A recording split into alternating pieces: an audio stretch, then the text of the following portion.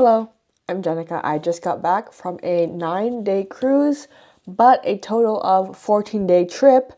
And let's talk about how much I spent on that trip. All right, so just quickly as a recap of what this trip was. It was a Royal Caribbean 9-day Mediterranean cruise. It ports in Athens, and then we get off the cruise in Spain. So we decided to stay a couple days beforehand in Athens, just to make sure that there was a buffer in terms of delays in flight.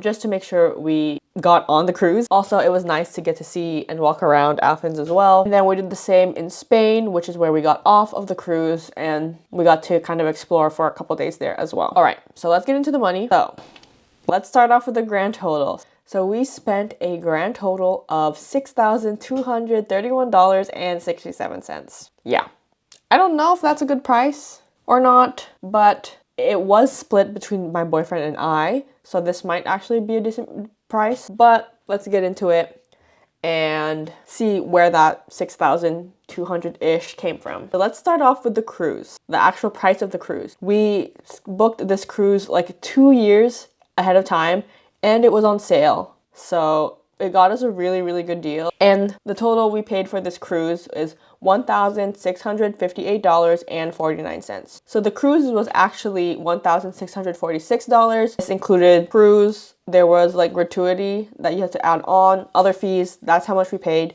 And then I also gave a tip to our stateroom attendant, $12.49. Onto the flight. For the flight, we spent $2,590.06. So this is all flight and flight adjacent costs. Our flight to Athens for the two of us cost $1,274.60.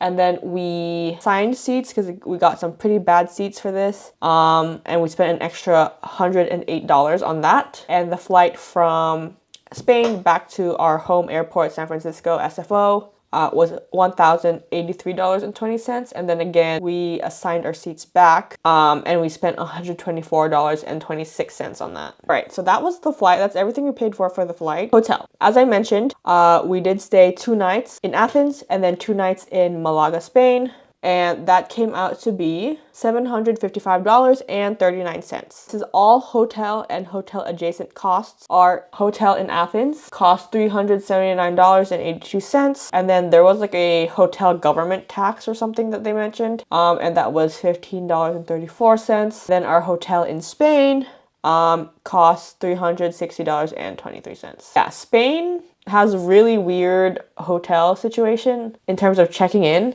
We struggled a little bit with that. My parents did as well, but that's for another day. And then we had to pay for transportation. It's like Ubers, sea buses, ferries, all of that. That came out to $164.24. Since I was riding with my parents to the airport, I just rode with them and they paid for that. So that saved some money on my end. And for the most part, they were just Ubers. Not that many either. Okay, food. So for food, it was a lot cheaper than I thought. So what I had budgeted was every single day, we were gonna eat breakfast, lunch, dinner, and then I assumed we would eat them at restaurants or eat them out, and that every single day we'd be at a port and we'd eat that much every single day. And then I also budgeted it for kind of American prices, so maybe like for 2 of us, maybe a nice dinner with a drink or 2, and then a dessert would be like $70. Maybe a lunch would be $30 to $50, and then breakfast maybe $30 as well. So I budgeted that. Let me do some quick maths on here. If we had eaten like that, I would have spent almost $2,000 on food. What I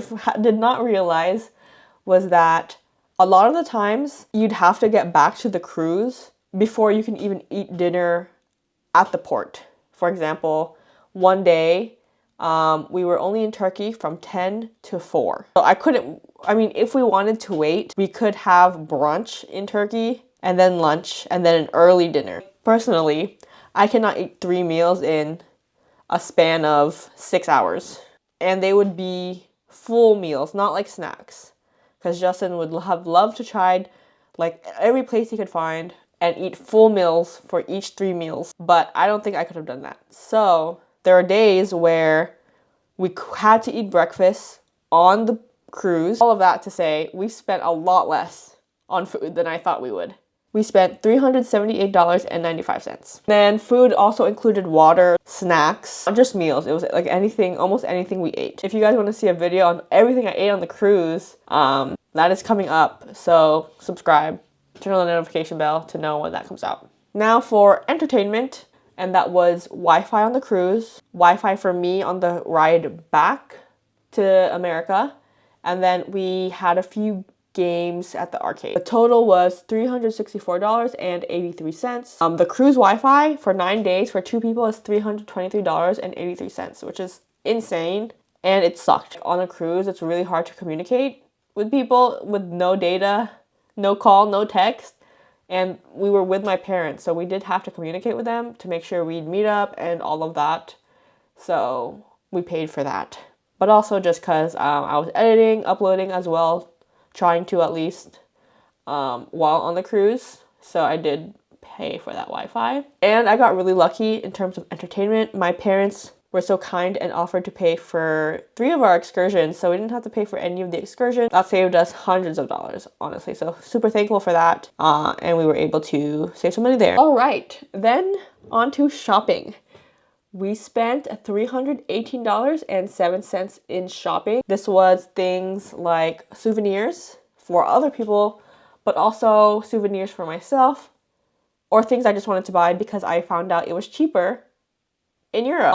In terms for shopping, it also included toiletries. I was on my period, I had to buy some pads. And then my last category of spending was the public bathroom. So yeah, you do have to pay for the public bathrooms in Europe.